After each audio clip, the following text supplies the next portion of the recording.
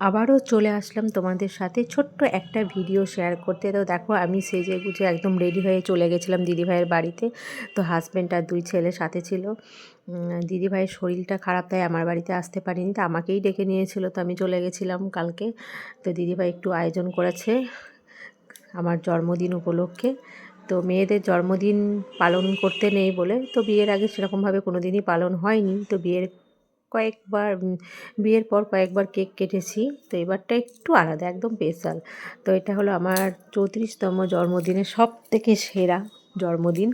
তা দেখো পায়েস করেছে নিজে হাতে, 5 রকম মিষ্টি, ক্যাডবেরি, কিটক্যাট, তার সাথে কেক এনেছে একটা সুন্দর করে। আবার রাতে ডিনারেরও ব্যবস্থা রেখেছে, চিকেন বিরিয়ানি। তো যাই করুক না কারণ এটাই আমার কাছে অনেক অনেক। হ্যাঁ, তো দিদিভাইয়ের সম্বন্ধে যতই বলি না কেন সেটা খুবই কম বলা হবে। আমি হয়তো গুছিয়ে অতটা ভালো করে বলতেও পারছি না।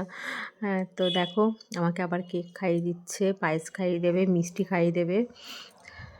তো আমিও কেকটা কাটার পরে হাজব্যান্ড আর দিদিভাইকে একটু খাইয়ে দিলাম, ছেলেদেরকেও দিলাম। তো আমাদের আজকে 6 বছরের বন্ধুত্ব পড়েছে।